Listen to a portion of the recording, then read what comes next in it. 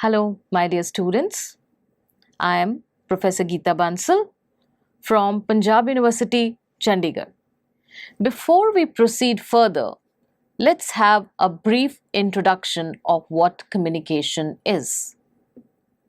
My dear students, in simple words, communication can be understood as evoking of a shared or a common meaning for the persons interacting with each other. Interpersonal communication is of immense significance for everybody interacting in the organizations for the successful achievement of organizational objectives. Unless there is effective communication between the parties, there are chances of breakdown in the whole organizational system.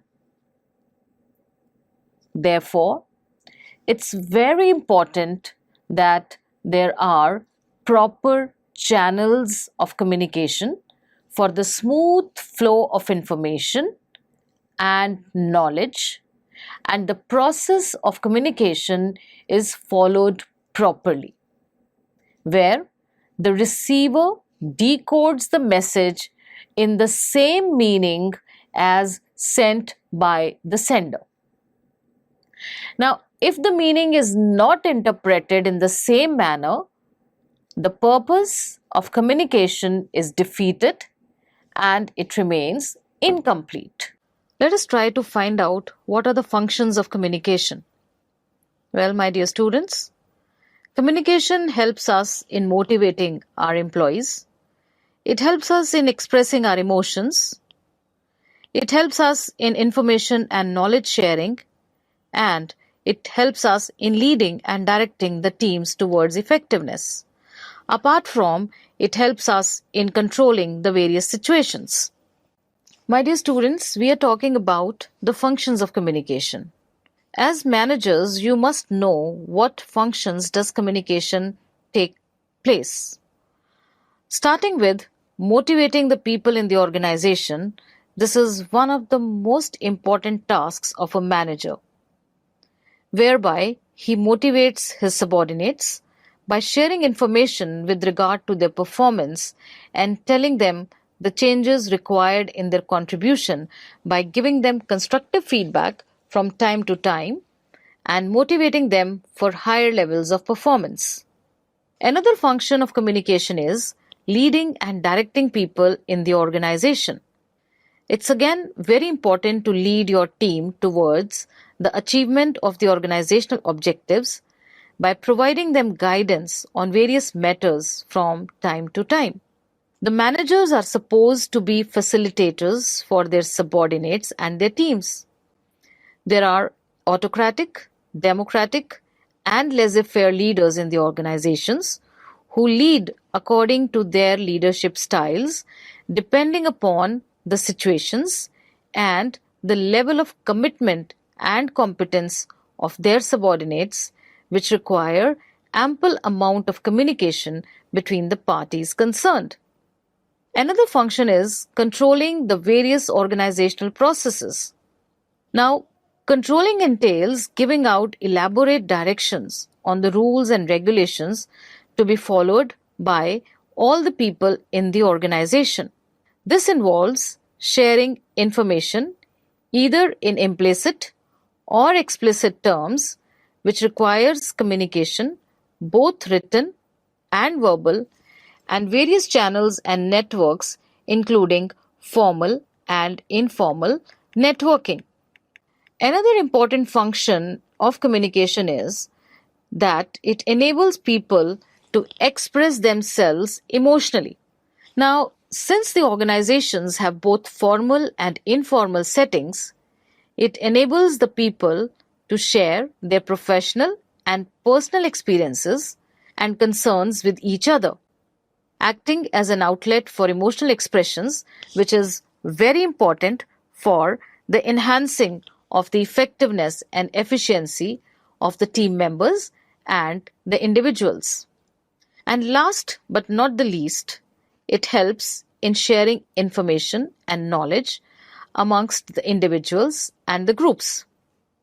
Since today's organizations are a wonderful pool of diverse workforce coming from different religions, ethnic backgrounds, gender, with diversified experiences, each one equipped with immense source of knowledge and information, it becomes all the more imperative that these cross-functional teams share knowledge and information with each other to bring out the best and contribute towards organizational efficiency.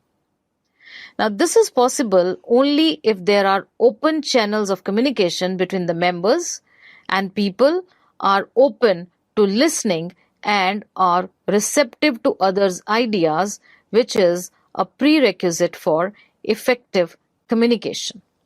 Let us try to find out what is the process of communication. Well, the process of communication has ideally 6 steps, starting from ideation to message to encoding to describing the channel to decoding and finally giving the feedback. The ideation process starts with the decision and the underlying reason for communication on the part of the sender and drafting the language of communication. The second step is the message. The message involves the exact content of the information which needs to be imparted to the receiver. The third step is encoding. This stage involves transmitting the message in a peculiar language and format or code which could be easily understood by the receiver. It could be written, verbal, in the picture or icon format, some slang or code word, etc. The fourth step is deciding the channel through which the communication will take place, which can be either through mail, through SMS, through telephone, through Viber, Skype, Hike Messenger, to name a few. The fifth step is decoding, that is, attaching meaning to the information and understanding it in the same perspective as desired by the sender. The sixth step is the feedback. Now, when the person receiving the message gives his answer in affirmation and responds accordingly, it is understood that the message has been received in the same connotation as desired. Let us find out what are the different methods of communication. Well, in a formal organizational setup, there are 2 important methods of communication. One is the oral communication and the second is the written communication. Now, these 2 methods can be used simultaneously also to reach final decisions and strategies at times. The oral communication. The oral form of communication can be of 2 types. One is it could be verbal and second could be non-verbal. Now, the verbal form of communication is the most used method where almost all the discussions are carried on to reach a consensus on any matter.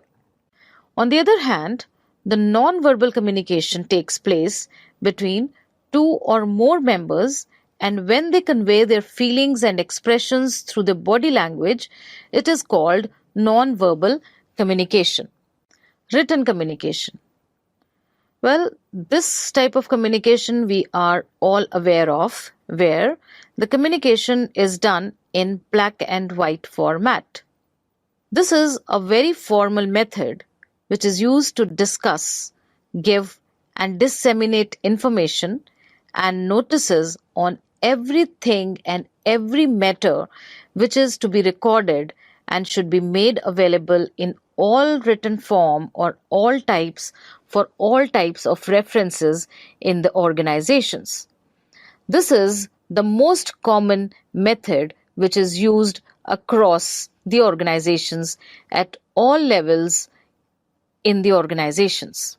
All right, dear students, let's try to understand the channels of communication and its importance in effective communication in the organizations. Well, the effectiveness of the chosen channel will depend entirely upon how well it is executed, be it oral communication, written communication, non-verbal communication, or through an electronic mode, or it can be through a computer.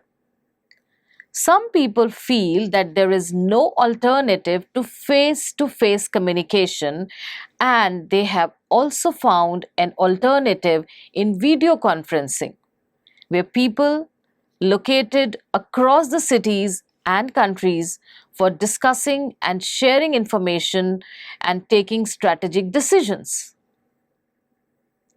Now, most of the people are relying on electronic media for faster, quicker, and efficient communication. However, the efficacy of a particular channel can be gauged by its characteristics, which are outlined as below. Now, there are different channels of communication. Let's find out the different channels and their characteristics. First is the channel capacity. This refers to the amount of information that can be transmitted through the channel without much hassle and distortion. Then there is channel modifiability. This refers to the degree of modifications that can be introduced in the channel while the message is in progress or being transmitted. The third is channel duplication.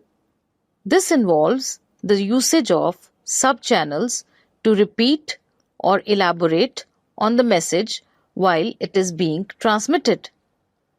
Then we have channel speed. The speed of the message to be transmitted is also of paramount importance in communication. Then there is channel feedback. This refers to the facility of providing feedback along with the communication, thus facilitating two-way communication and easing the mode and producing faster results and conclusions. Then we have channel appropriateness. This refers to choosing the right channel depending upon the suitability of the situation. Before we proceed further, it would be important to understand what are communication networks. Well, the communication networks that takes place between groups of people in the organization formally or informally are called linkages, and the communication network is a series of interconnected linkages. These linkages together connect individuals or groups in the communication process. The types of communication networks can thus be classified as formal communication networks, where the members of the group are formally attached or they indulge into formal communication in their official capacity. On the other hand, in the informal communication networks, the members of a group, they do not communicate in the official capacity, but they are communicating with each other at a very informal or unofficial capacity. The formal communication networks. Now, the formal communication networks can be either in the nature of vertical communication, horizontal communication, or diagonal communication. Now, in the vertical communication, the communication can flow downwards, upwards, or in both the directions. While in the horizontal communication, the communication takes place between people and groups at the same hierarchical level in the organization. In the diagonal communication, which is a peculiar network of communication, the information flows across vertical and horizontal components as well as across hierarchies and boundaries in the organization. Now, let us discuss the different types of formal networks. A simple network which is used most frequently when vertical communication is required, is like a chain network. Here, there is a possibility of feedback in a chain network where many linkages exist between the sender and the receiver, which might lead to distortions in communication. Slow, but they are accurate and are subject to information overload. Now, the outcome of such networks is slow decision making, but at the same time, the quality of the decisions would depend upon the leader. Another type of formal network is also called a Y network. In this type of network, two people of equal status are positioned either at the top or at the bottom as shown in an inverted Y. Now, this network is better than the chain network in the sense that it is not as slow as the chain and the information flow is not subject to much distortion because fewer linkages are required, but it provides for feedback and the quality of the decision would depend upon the leader. Now, this Y network introduces a measure of centralization with one member having direct access to the other three members. A circle network. Again, this is also a formal network. This network allows each member to communicate directly with other two members. This network leads to better decision making over the Y network and star network as there is greater exchange of information. But at the same time, it suffers from distortions in communication and leads to information overflow for all the members. A wheel network. Now, this is also a formal network. This type of network has the greatest amount of centralization vis-a-vis other networks as the person in the center of the wheel can communicate directly with all the other members. It leads to faster decision making. The dependence on the leader is quite high for ensuring the quality of decisions. Now comes the star network. This is also a formal network. In this type of network, members can communicate directly with each other. This can be considered as one of the best networks as it allows for making very quality decisions with relatively fewer distortions. Now here, the dependence on the leader is also quite less as compared to other networks and information overflow is not an important issue. Now we move on to the informal communication networks, which can take the shape of a grapevine communication, social gatherings communication, and managed by walking around. In the grapevine communication, this type of informal information communication network serves as a foundation for all types of gossips and rumors making rounds in the organizations and is not controlled by the management at all. In the social gatherings communication, these are the social meetings of the organization where certain important events and festivals are celebrated and gives opportunity to the members to bond with each other and their families. In management by walking around, this concept was propagated by Tom Peters and Waterman, where they said that successful management can be practiced only by walking around the premises and not just by sitting in the office. Steve Jobs was known as walking around in Apple all the time, catching up with everyone and everything. And he actually popularized this concept of management by walking around and proved to be quite a fruitful communication network. Now it's time to understand what are the barriers to communication. The barriers to communication can be divided into four parts, that is, barriers relating to intrapersonal factors, barriers relating to interpersonal factors, barriers which could be due to the organization factors, and the barriers which could be there because of the technological factors. The barriers in communication with regard to the interpersonal factors are the ones which arise out of the personality of the individuals that might contribute to act as communication barriers. Now we have learnt about the various barriers that can occur in communication, and it can mar the effectiveness and efficiency of that communication process.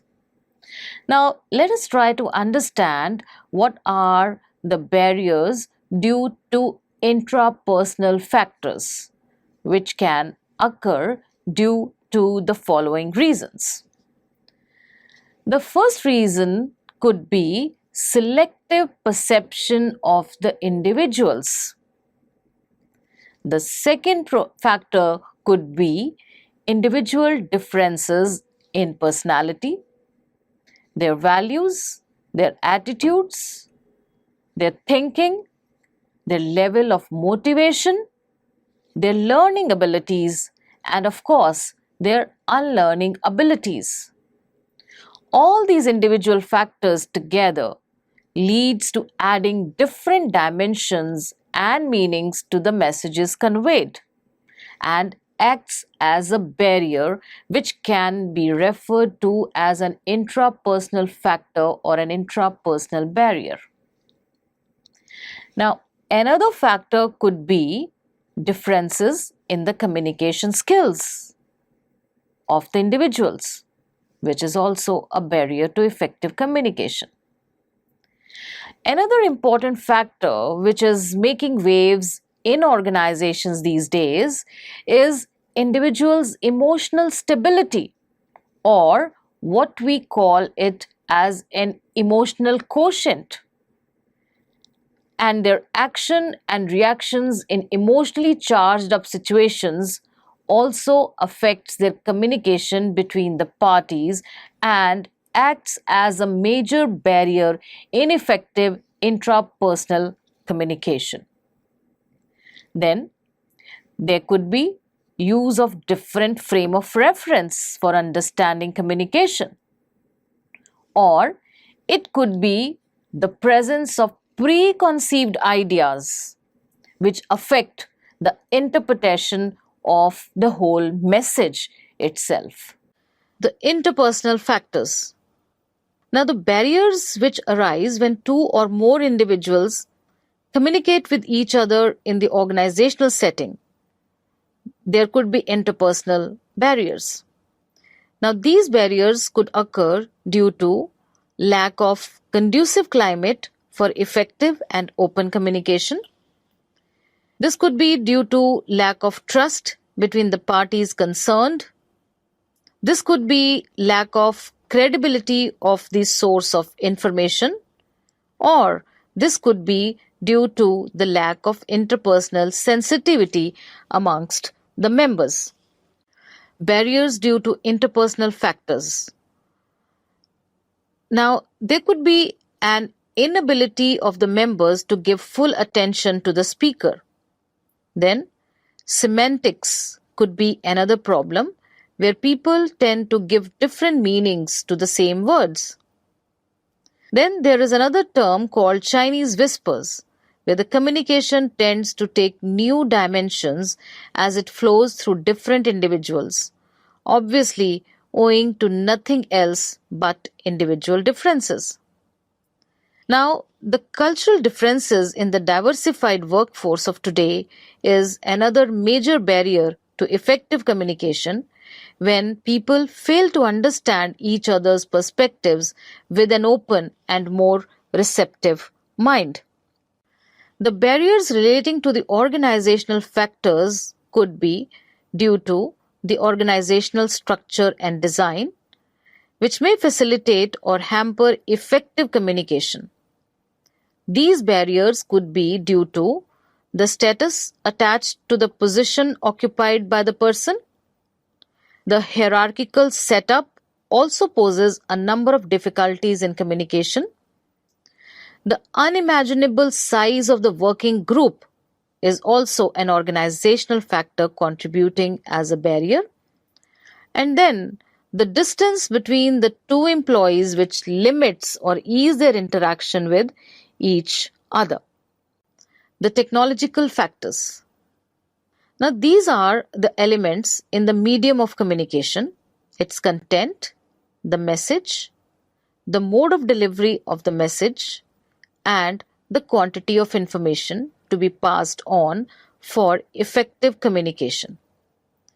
These barriers could be due to language and its meaning, the information overload for the individuals, the breakdown in the internet system is a major barrier again. Then too much usage of technology has taken away the personal touch in communication. Sometimes people with whom you are interacting may not be as tech savvy as you are. So this could be another barrier in communication. Overcoming the barriers to communication. My dear students, it's very important to overcome the various barriers in communication discussed so far. And let's see now how can we deal with it? How can we remove these barriers? 1. By setting clearly the goals of communication well in advance. By making use of acceptable jargon and commonplace language. By ensuring the credibility of the senders. By encouraging constructive feedback. By developing a climate of trust and faith amongst the members. By choosing the right channel of communication. By avoiding entering into evaluative judgments. By listening to the entire communication before jumping to conclusions. And finally, by providing feedback from time to time. All right, my dear students, shall we now recall what we have learned? Okay. We begin by understanding communication per se. Well, communication can be understood as evoking a shared or a common meaning for the persons interacting with each other. Interpersonal communication is of immense significance for everybody interacting in the organization for the successful achievement of the organizational objectives. It nevertheless performs various functions which aids the organizational setting, encompassing motivating people in the organization, leading from the front and directing the teams and the individuals, controlling the various organizational processes, enabling people to express themselves emotionally, and helps in sharing information and knowledge amongst the individuals and the groups. Well, the process of communication starts with the need for sharing some information with others on the part of the sender, who encodes the message and sends it to the concerned party in the chosen mode and channel, which is, of course, decoded by the receiver in the same meaning and connotation as desired by the sender. The receiver then receives the message and gives the feedback on the same, and thus communication process is concluded. Now, there are two types of communication networks which are the most prevalent in the organizational setup. These are formal communication networks and the informal communication networks. Now, let us try to recall the formal communication and how is it different from the informal communication? Dear, the formal communication can be in the form of either vertical communication, that is, from the boss to the subordinates.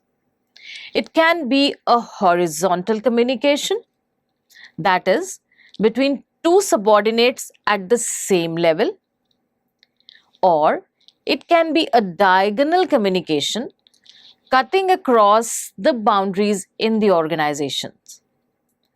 Then there are other types of formal networks as well, which can be in the nature of a chain network, a Y network, a circle, a wheel, or a star network. There are so many instances which gives you ample scope and pace to enter into informal communication regarding your personal as well as your personal professional woes. Some of the most common indulgences are in the form of a grapevine. When you meet at the official and personal social gatherings, and when you are moving around in the organizational premises. There are certain communication barriers which could be in the nature of interpersonal barriers, it could be intrapersonal barriers, it could be organizational barriers, or it could relate to technological factors which should be taken care of to ensure the smooth flow of information in the organization. Thank you.